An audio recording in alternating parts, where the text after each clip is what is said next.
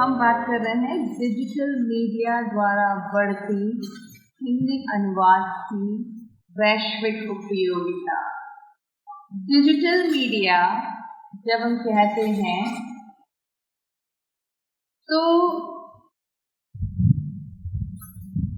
क्या आता है कि ये डिजिटल है और ये डिजिटल नहीं है? कोई बताना चाहेगा? जी।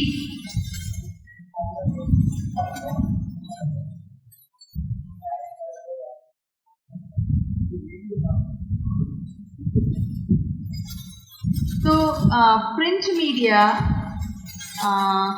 कम लोगों तक पहुंचता है और डिजिटल ज़्यादा लोगों तक। इस बात से आप कितना अग्री करते हैं?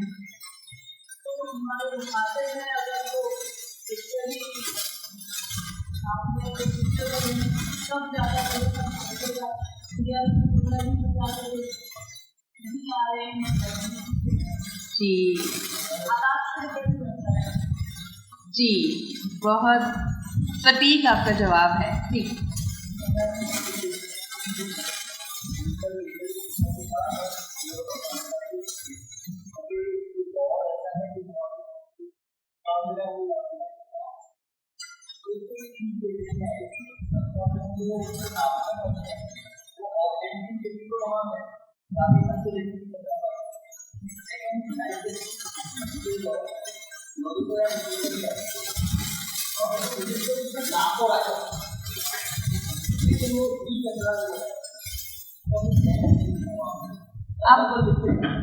आपने ई कचरा कहा? जी, ये सही बात है कि डिजिटल मीडिया जो अभी चल रहा है उसमें वो इतना खुला है सबके लिए कि कोई भी उसमें कभी भी कुछ भी लिख सकता है, लिख सकती हैं, अपना चैनल बना सकते हैं और सिर्फ वहाँ डाल देने का एक मकसद उनका है। उसमें कितनी सच्चाई है, कितनी सफाई है, इस बात का ध्यान नहीं रखा जाता है। इसलिए अगर हमें किसी भी रचना को बहुत अच्छे से सीखना, समझना, पढ़ना है तो मुझे लगता है कि प्रिंट मीडिया, और वो भी जो विश्वसनीय प्रिंट मीडिया है, आजकल के जो अखबार हैं उनमें भी बहुत सारी गलतियां हम देखते हैं। तो अगर किसी इंसान ने ऐसे किसी अखबार को उठा लिया कि जहां कोई कविता या कोई साहित्य का कोई अंश छपा है and it's not in its original form, क्योंकि when the author wrote it, it was with a lot of attention and details. शब्दों में भी जैसे यहाँ वैश्विक लिखा है, ये स्पेलिंग आपको ठीक लगता है? कोई और तरीका हो सकता है वैश्विक लिखने का?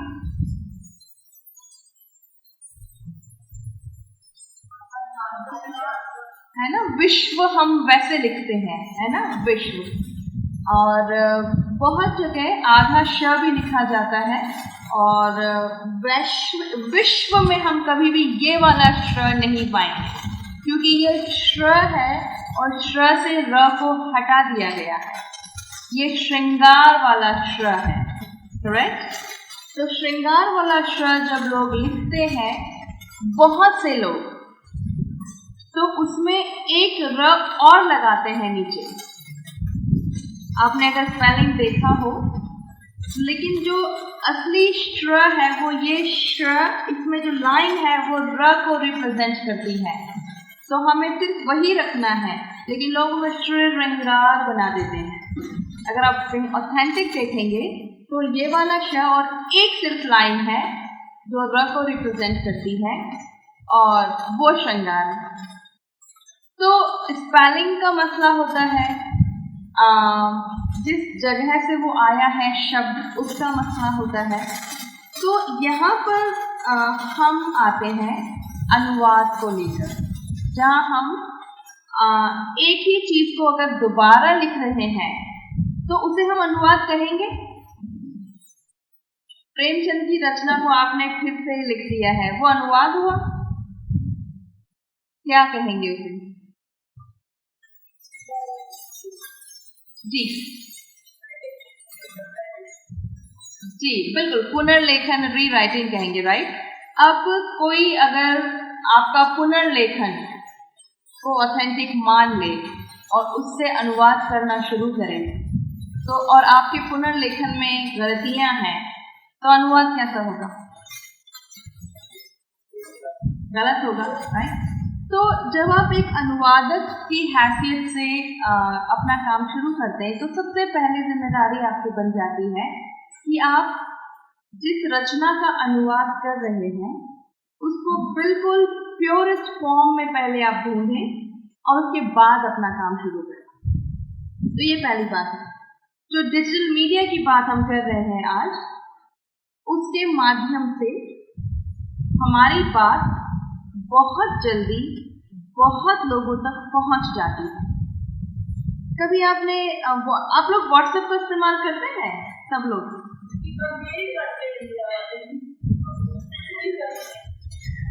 मैं व्हाट्सएप का इस्तेमाल नहीं करती। अरे नहीं, that's not the parameter of who is where, लेकिन ये सच है कि अभी जो मेरे पास फोन है उसमें मैं कुछ एक दो मैसेजेस मैंने इन्हें किए और मैं ग्रेट लिखना चाह रही हूँ तो वो डी हो जाता है या एस हो जाता है, क्योंकि उस रोशनी से वो जो रेज है आंखों पर इतना असर पड़ता है कि आपको ठीक से नजर नहीं आता है, पहली बात। दूसरी बात, आप सोचते हैं कि मशीन है तो सही करेगी, so we don't feel a need to reread it before sending it, and myself included in that part. होता है, कभी कभी पढ़ लेती हूँ, बट समटाइम्स आप हरी में हैं तो ऐसा हो जाता है।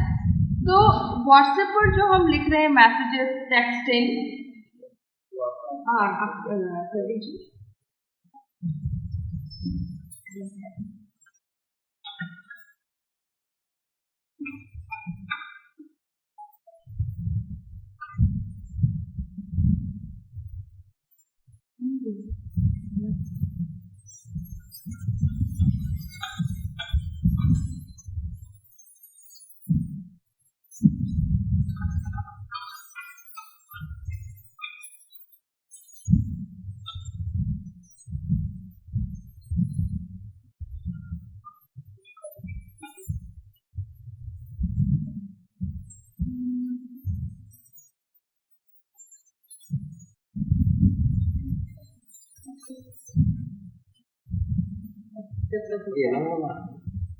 ध्यान दीजिए।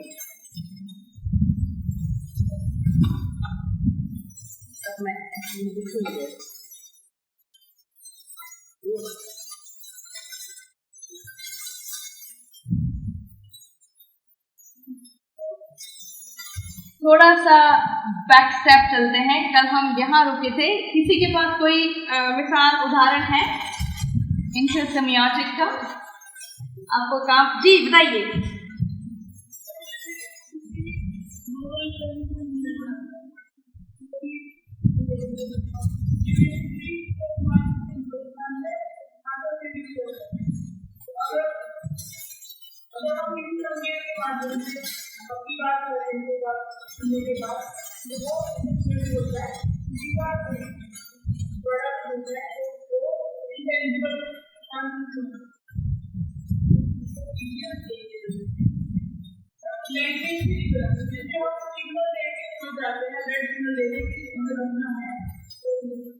वो भाषा नहीं है, वो लिखित में नहीं है, लेकिन आप एक तरह से समझ लेते हैं ना।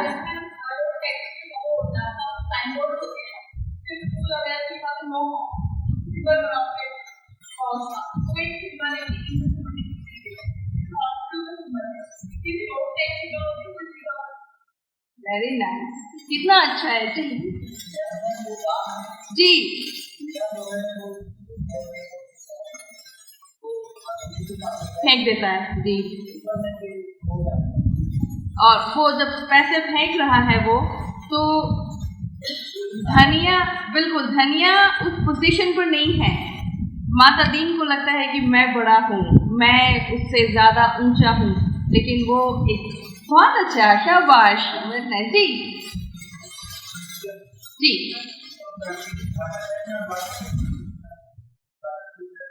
बिल्कुल। आप कौन बताएगा, ये सांकेतिक भाषा होगी या अनुवाद होगा? तो क्योंकि अनुवाद क्या है, एक बात को किसी दूसरे माध्यम से उस व्यक्ति तक, दूसरे व्यक्ति तक पहुंचाना, और वो माध्यम ऐसा होना चाहिए कि वो दूसरा व्यक्ति उसे समझता हो। ठीक है, अगर दुनिया में कोई ऐसी जगह है जहां पर ट्रैफिक नहीं है, ट्रैफिक लाइट्स नहीं है, वहां पर आप लगा देंगे और लाल लाइट, वो नहीं समझेगा, क्योंकि उन्होंने कभी नहीं देखा। हम इतना यूज जो हो गए हैं कि हमें समझ में आने लगा है ना। जैसे कोई कभी किसी ने बीच नहीं देखा और वहां पर अगर सिंबल है कि नो डाइविंग, तो उन्हें समझ में नहीं आएगा। मुझे भी नहीं आया था जब मैं अमेरिका गई थी। मैं तो अपने आप को पढ़ा लिखा मानती हूँ, पर जब मैं गई तो मुझे नहीं समझ में आया। तो हम लोगों को एक बात बहुत हमेशा एक्चुअली ध्यान में रखनी चाहिए कि हमें आता है, लेकिन हमें बहुत कुछ नहीं आता है। तो हम एक छोटे बच्चे से सीखते हैं, अपने आसपास के लोगों से सीखते हैं, और अभी जो आसपास के लोग हैं, that happens to be the technology। तो वो इतना हम उसमें खो गए हैं कि हम लोगों की भाषा समझना, एक तरह से हमें री-रजिस्टर करना पड़ता है कि जब हमसे कोई कुछ कह रहा है तो हमें 2 बार सुनना पड़ता है कि वो बंदा क्या कह रहा है, लेकिन मशीन कुछ कहेगी तो we get it like this, है ना।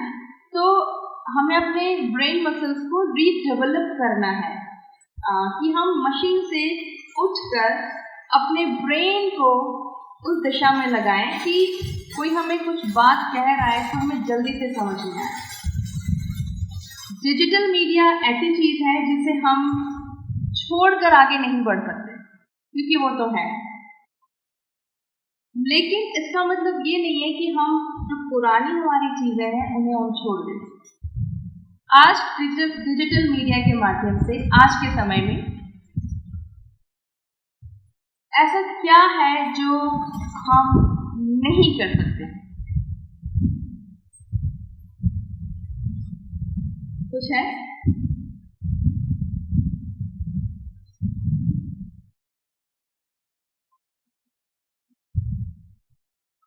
नहीं आता है कुछ?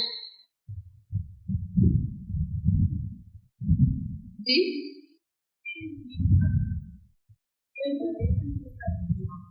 शादियां हो जाती हैं आजकल डिजिटल मीडिया पर, है ना। हम खाना नहीं खा सकते, ऑर्डर तो कर सकते हैं, पर अभी वो टेक्निक नहीं आई कि हम खाना खा लें। हम हाय तो कर सकते हैं, लेकिन वो टेक्निक अभी नहीं आई कि हम छू के वो एहसास ले लें। You never know, one day that might be something. तो फिर आपका किराया नहीं लगेगा अमेरिका से यहाँ आने का। तो ये चीज़ है, क्योंकि the sky is the limit. आप बहुत कुछ कर सकते हैं। हमें नहीं सोचा था कि हम इतना दूर होकर फोन से अपने दोस्तों को, अपने परिवार को देखकर बात कर लेंगे। देखने से जो खुशी होती है, डिजिटल मीडिया के आ जाने से जो एक चीज बहुत कम या ना के बराबर रह गई है, वो क्या है? मिलना, ताल्लुकात, मिलना मिलाना, ठीक है। और एहसास, बहुत अच्छे। और सब्र नहीं है। हमने मैसेज भेजा है, हम बार बार देखते हैं, देखा कि नहीं, देखा कि नहीं, देखा कि नहीं, है ना। पहले था कि जब हम चिट्ठियां लिखा करते थे और हमें डाकिए का इंतजार होता था। अभी होता है आपको डाकिए का इंतजार?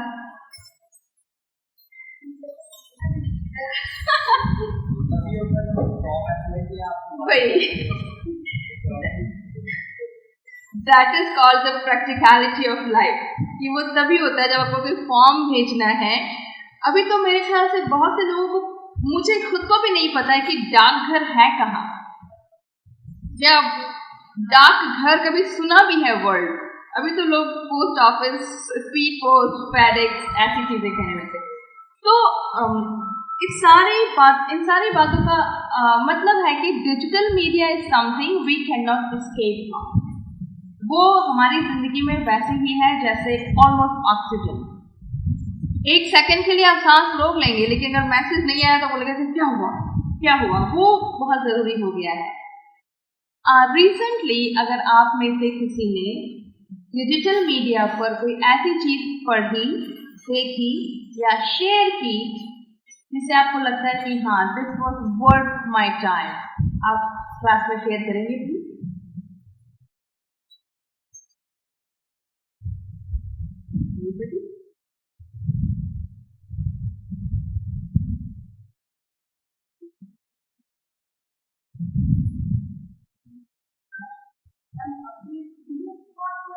किसी के भी साथ। तो रिसेंटली आपने ऐसा क्या किया कि आपको लगा कि यस दिस वाज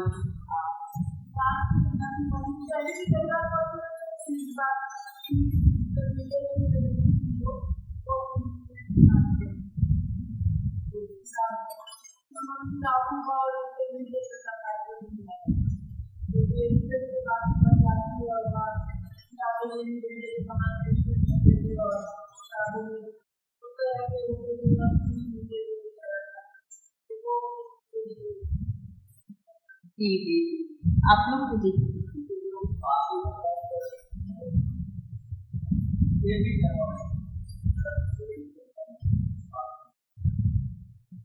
आप लोगों में से किसी ने कुछ शेयर किया या आपके पास कुछ आया कि आपने पढ़ा, देखा, सुना?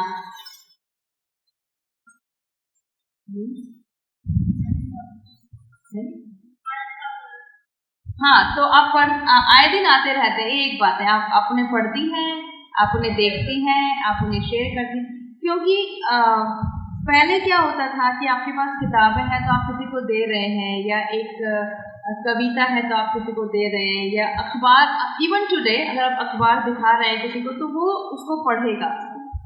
पढ़ने के लिए सिर्फ ऐसे दे देना काफी नहीं है, वो उसको हाथ में लेगा, अपने आप को रीएडजस्ट करेगा, पढ़ेगा, इट मेक्स अ कनेक्शन।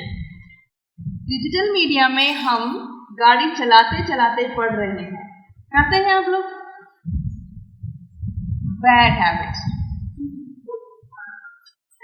खाना खाते खाते आप कर रहे हैं, है ना, क्योंकि फोन आपके साथ है। आप सोते हैं, आप बेड में बाद में जाएंगे, फोन पहले जाएगा, है ना। तो हम कितना घिरे हुए हैं इस डिजिटल मीडिया से। हम ऐसा नहीं कि उसमें हमें कोई कुछ भेजता है तो हम उसको पूरा पढ़ते हैं, हम उसको निक पिक करके स्क्रीन करके जो हमारे काम की चीज है वो हम ले लेते हैं, and the rest remains there. जब आप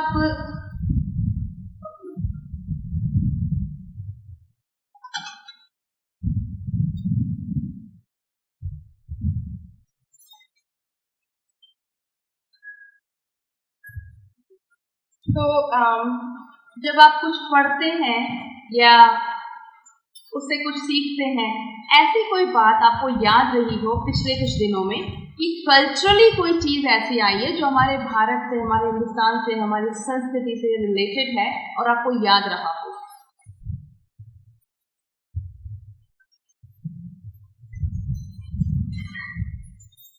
कोई एक मिसाल?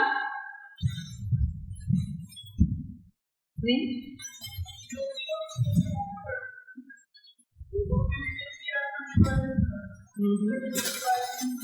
ज्योतिबा फुले, बिल्कुल, हाँ हाँ, ठीक है,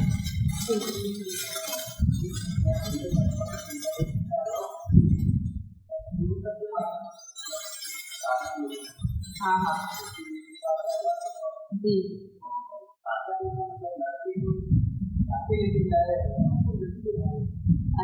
अच्छा, हाँ, तो वो हमारे भारत की चीजें हमें नहीं पता थी और हमें पता चली, राइट। तो बहुत अच्छी बात है। किसी ने बहुत पहले मैसेज भेजा था। मैं राजस्थान से हूँ, तो थोड़ा हिंदुज़म को ज़्यादा वहाँ आगे लाया जाता है, तो वैसी बातें भी होती हैं। तो था कि एक आदमी भगवान राम के मंदिर में गया और कहता है कि भगवान, मेरी पत्नी मायके चली गई है, मैं आपसे प्रार्थना करता हूँ कि प्लीज ऐसा कुछ कीजिए, वापस आ जाएं। तो भगवान राम ने उत्तर दिया कि पास में हनुमान जी का मंदिर है, वहां जाओ, मेरी बीवी को भी वही लाए थे। तो ये एक जोक हो गया है, लेकिन विद इन द जोक हम कहाँ पहुंचते हैं? हिंदू माइथोलॉजी में, करेक्ट? तो कैसे कैसे कनेक्शंस बन जाते हैं डिजिटल मीडिया की। वो एक छोटी सी बात जो किसी ने मजाक में एक जोक, चुटकुला के रूप में कही, हम कहाँ पहुंच गए। तो हमारी सोच कितनी जल्दी ट्रैवल कर जाती है इस पॉइंट से उस पॉइंट पर। ये है शक्ति डिजिटल मीडिया की। फिर बहुत सारे इश्तिहार होते हैं टीवी वगैरह पर, वो भी एक हमारा डिजिटल मीडिया है। साहित्य की रचनाएं जो हैं वो सब, आज तो आपको गीतांजलि मिल जाएगी, है ना, मधुशाला आपको मिल जाएगी डिजिटल मीडिया पर। लेकिन बात यह है कि हम कितना उसे उसी तरह से पढ़ पाते हैं एक फोन पर, कि किताब में पढ़ रहे हैं वो ज्यादा अच्छा है, या हम फोन पर पढ़ रहे हैं या कंप्यूटर पर पढ़ रहे हैं वो ज्यादा अच्छा है। ऐसा क्यों लगता है? ऐसा क्यों है?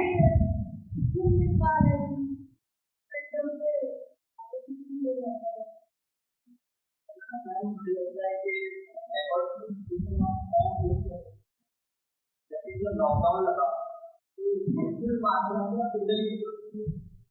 लॉकडाउन आपको गाँव में कुछ नहीं, तो कॉमन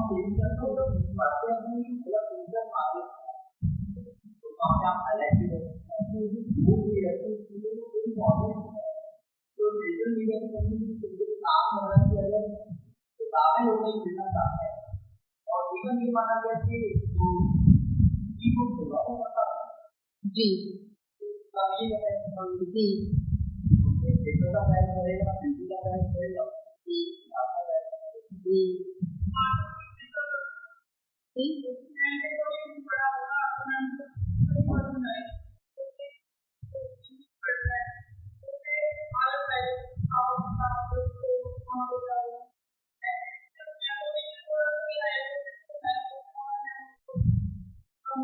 थोड़ी नहीं, बहुत कम हो गई है।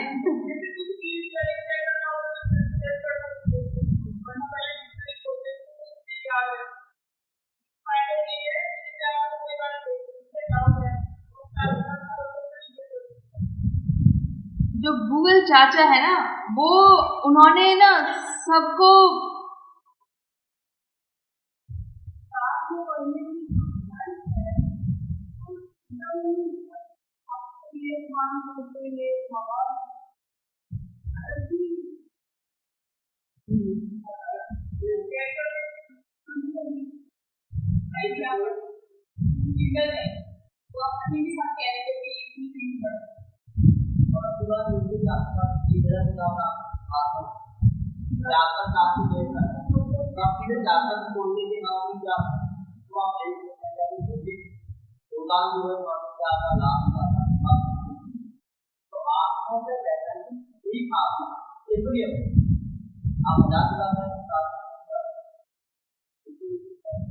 ये जी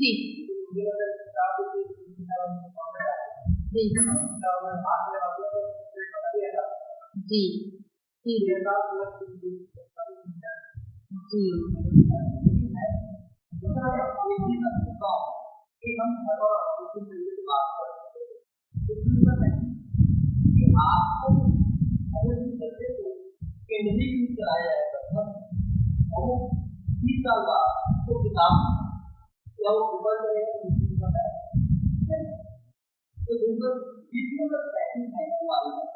तो हमें लगता है कि जैसे लिखना भी लोगों को पसंद है, उनको लिखना है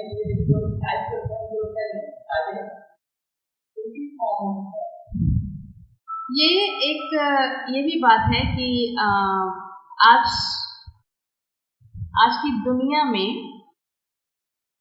जो जनरेशन गैप है वो इस तेजी से बढ़ रहा है कि हम दादी नानी की कहानियों के बारे में बात करते हैं, हम दाल चावल के बारे में बात करते हैं।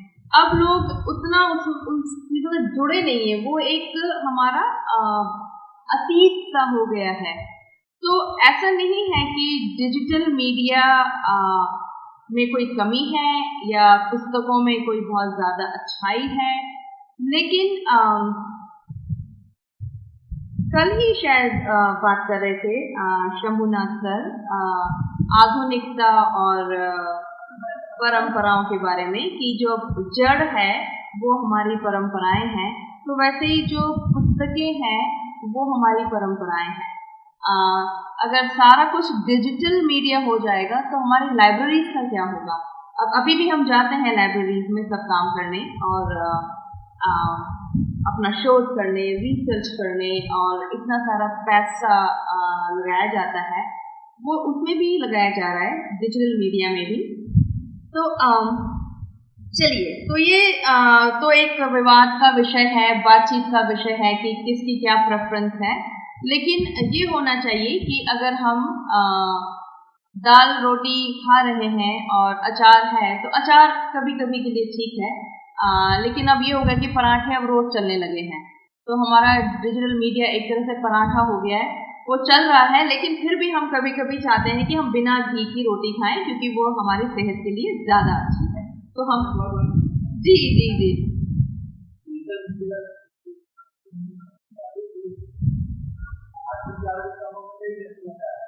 हाँ जी, बिल्कुल सही, बिल्कुल। हर चीज में एक सकारात्मक पक्ष है, एक नकारात्मक पक्ष है, नेगेटिव पॉजिटिव तो हर चीज में है, भगवान में भी है क्या है बताइए जी।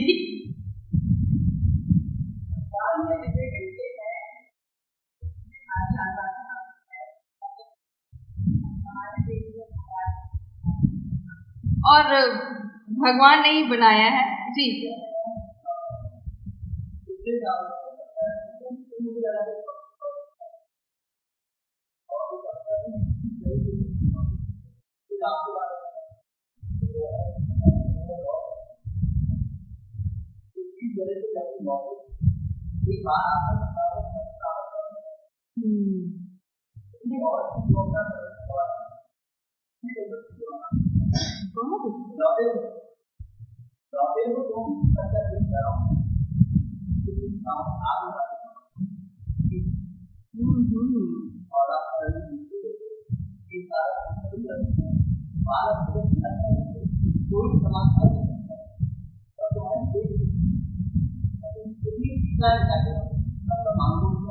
जी बहुत अच्छा, मेटाफोरिकली बहुत अच्छा इस्तेमाल किया आपने सीता का इस तरह से। इस कविता को संभाल के रखिए, ट्यूटोरियल में हम इसी पर काम करेंगे, अनुवाद करेंगे। तो विवाद होगा, हर जगह होगा। मैंने भी एक ऐसी कविता लिखी थी कि मंदिर के तहखाने में हो रहा था चीर हरण, और उस द्रौपदी की पुकार कोई सुन नहीं पाया क्योंकि मंदिर में चल रहा था जन्माष्टमी का उत्सव, और ढोल नगाड़ों में उस द्रौपदी की चीख हो गई। इस तरह की कविता। तो विवाद हम मनुष्य यही करते हैं कि आपने ये किया तो अच्छा नहीं, वो किया तो कल मैं ये बात कह रही थी कि अगर हम सबके लिए कुछ करेंगे तो उन सब में हम भी हैं। अगर सबके लिए अच्छा करेंगे तो हमारा अच्छा ऑटोमेटिकली हो जाएगा, और अगर हम सबके लिए बुरा करेंगे तो हमारा बुरा तो सबसे पहले होगा। तो जब आप अनुवाद करना शुरू करें तो ये तय कर लें कि आप कितना वक्त दे पाएंगे, और अगर आपको लगता है कि 4 घंटे में हो जाएगा तो आप उसके लिए 4 दिन दीजिए। ये बहुत सही बात है। अगर आप कोई चीज़ अनुवाद करके रिकॉर्ड कर रहे हैं, अगर आपकी 1 मिनट की रिकॉर्डिंग है तो क्या लगता है आपको कितना वक्त लगेगा 1 मिनट की रिकॉर्डिंग करने में? कभी किया है आपने रिकॉर्डिंग? नहीं की है? हाँ, साउंड स्टेशन। कितना वक्त लग जाता है रिकॉर्डिंग अगर आप कर रहे हैं तो?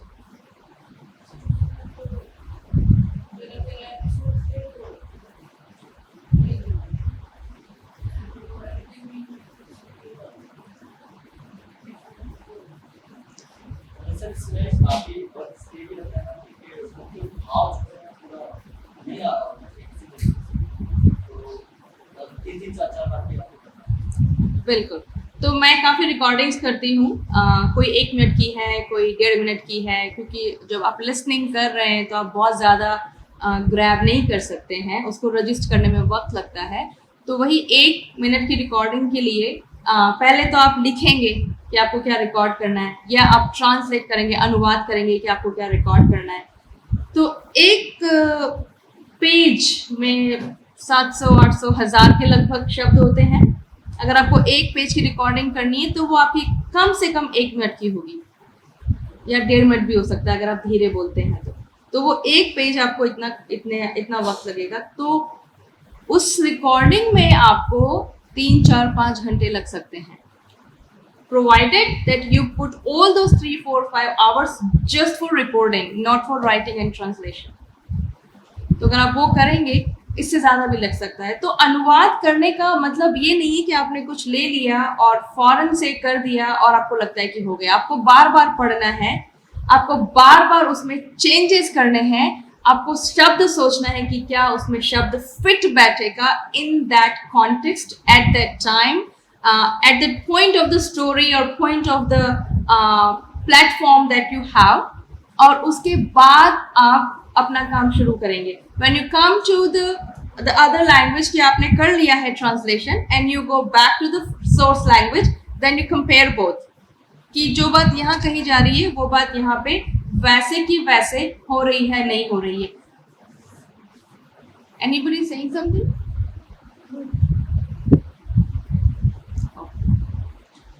तो कल एक बात और भी आई थी कि अनुवाद हम जब करते हैं तो वो जो सोर्स टेक्स्ट है उससे बेहतर भी हो सकता है, और शंभुनाथ सर ने कुछ एग्जांपल्स दिए थे।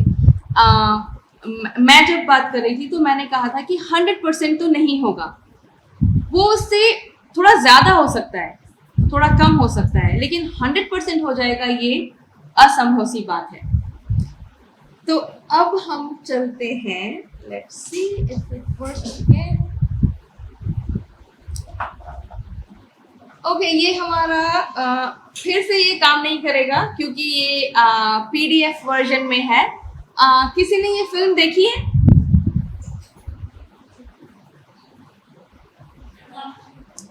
देखी है आपने? किसने बताया? चुपके चुपके, चुपके चुपके ये फिल्म है, और इसमें धर्मेंद्र जो है वो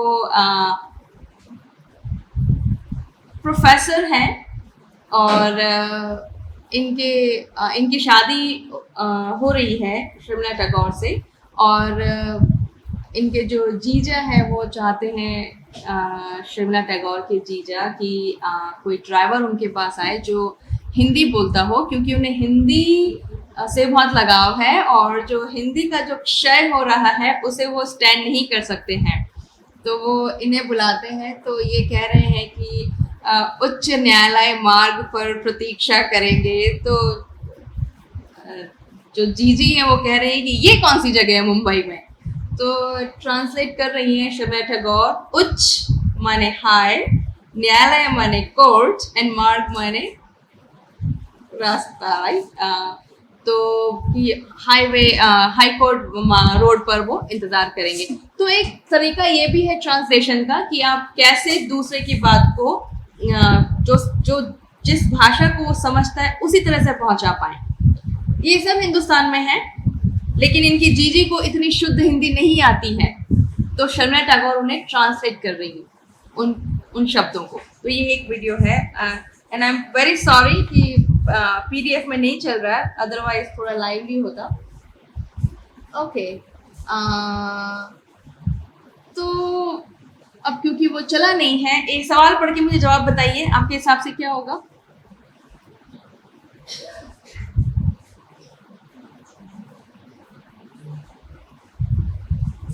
Which of the following is the most important while translating?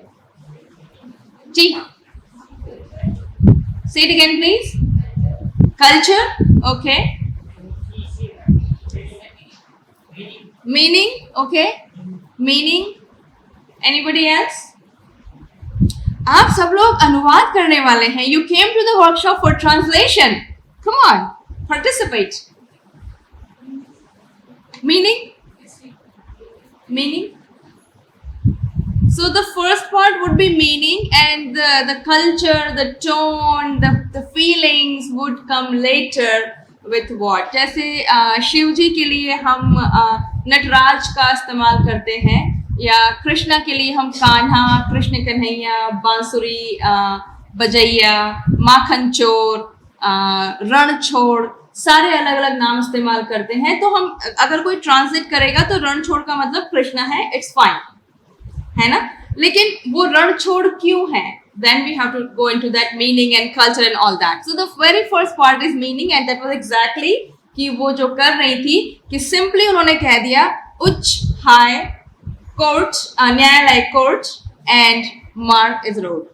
तो बहुत सिंपल तरीके से उसका ट्रांसलेशन हो गया, and they move forward. Okay. ठीक है, अनुवाद ये हम कल कर चुके हैं. So let's go to the, इसके बारे में हमने बात की है. Any other question? आप कुछ ऐड करना चाहते हैं इसमें? हमें उसको डीकोड करना है, फिर हमें उसको रीकोड करना है, फिर हमें एनकोड करना है. तो वही था कि सोर्स टेक्स्ट से जो आपको मिल रहा है उसे टारगेट लैंग्वेज में पहुंचाने के लिए अनुवादक की जिम्मेदारी है कि वो सिर्फ शाब्दिक अनुवाद ना करे, भाषिक अनुवाद ना करे, सिर्फ आर्थिक अनुवाद ना करे. वो भाव जो उसमें आना है वो भी लाना है, समय, वहाँ की संस्कृति. जैसे कल मैं एक उदाहरण दे रही थी, snow white versus milk white, दूध जैसी सफ़ेदी वर्सेस बर्फ जैसी सफ़ेदी. ठीक है, ओके.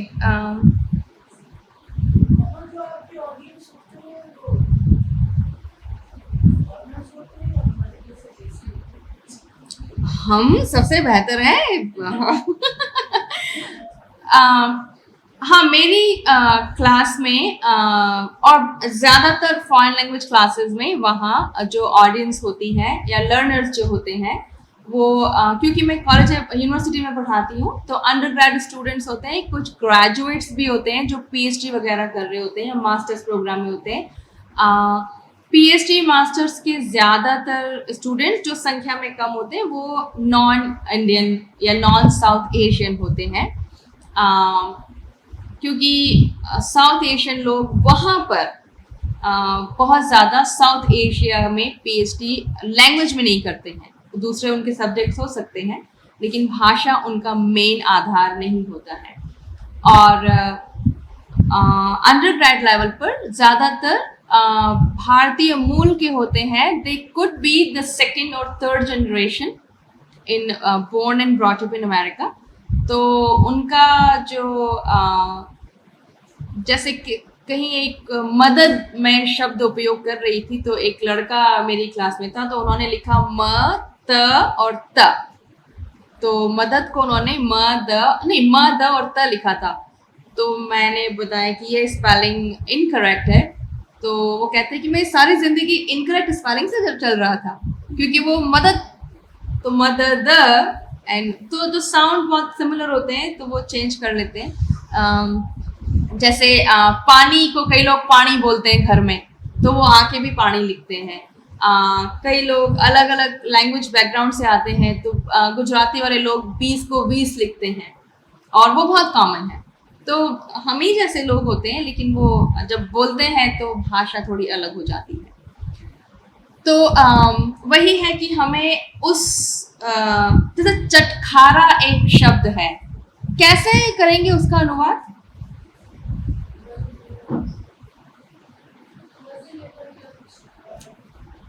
अंग्रेजी में कैसे कहेंगे चटखारा? यमी, हम ऐसा कहेंगे वो चटखारे ले रहा था। नो वन, यार इंग्लिश में ये भी होता है कि जिस बात को इंग्लिश में एक्सप्लेन नहीं कर पाते सिर्फ इंग्लिश में ही लिख देना चाहिए।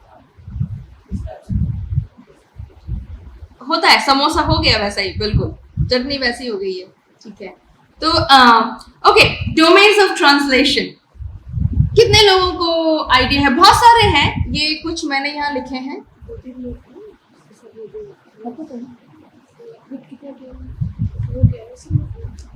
50 पे शुरू किया था, ठीक है, ओके। जी, डोमेन्स ऑफ ट्रांसलेशन, इसके अलावा भी कोई और पॉसिबिलिटी है?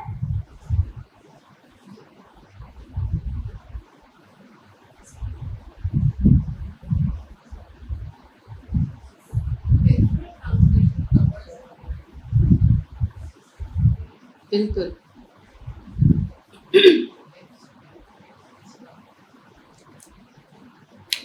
तो अभी जब ये स्लाइड यहाँ पर है और आप लोग पढ़ रहे हैं तो it all like pin drop silence, सबकी नज़र वहाँ होती है।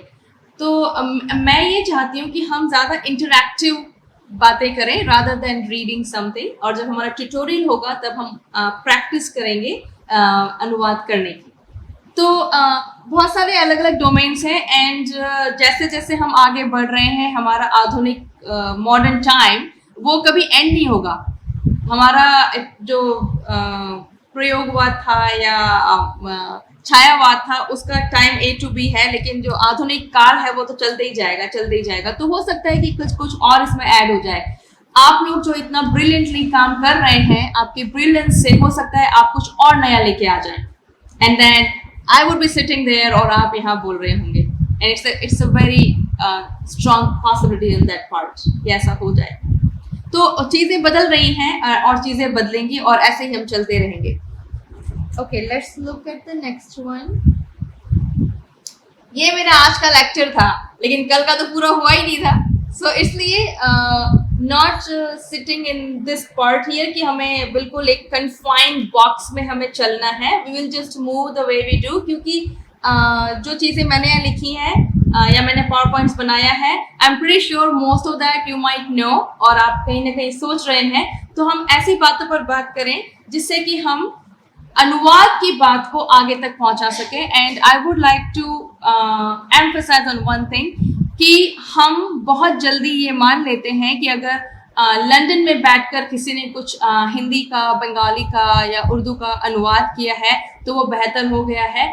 हम उनसे बहुत बहुत बहुत बहुत बेहतर कर सकते हैं, क्योंकि ये जो ज़बानें हैं, चाहे वो उर्दू है, हिंदी है, बांग्ला, पंजाबी, जो भी ज़बान है, इवन साउथ की मराठी, जो भी ज़बान है, कहीं ना कहीं हमारे कान उनसे जुड़े हैं। हमने कुछ न कुछ सुना है उन चीज़ों के बारे में। हमारे कल्चर्स एक दूसरे से जुड़े हैं। हमारे यहाँ शादियाँ कैसे होती, रीति रिवाज हमारे क्या है, पूरे हिंदुस्तान में कहीं ना कहीं जुड़े हैं। तो हम उनसे बेहतर कर सकते हैं। हमें वहाँ से आके ये सारी चीज़ें सीखनी नहीं है, क्योंकि हम उन चीज़ों, हमारे पैदा होने से पहले वो चीज़ें हमारे आसपास थी, तो वी हैव दैट एहसास। वो एहसास वहाँ से आकर कोई वहाँ से कब आएगा? ज़्यादा से ज़्यादा कम से कम 20 साल की उम्र तो हो ही जाएगी जब वो यहाँ के करे। ज़्यादा होगी 20, तो I am just putting the lowest bar, लेकिन ज़्यादा 23 साल। तो वो 23 साल का काम जो हम कर चुके हैं वो अब शुरू करेंगे और फिर वो अनुवाद करेंगे, तो हम बहुत बेहतर कर सकते हैं। तो please put your energy and time into this कि हम हमारा काम सबसे बेहतर कर सकते हैं और हमें करना चाहिए। With that note, thank you so much. Nazish Begum ji, it's your time now. So, thank you so much for listening to me.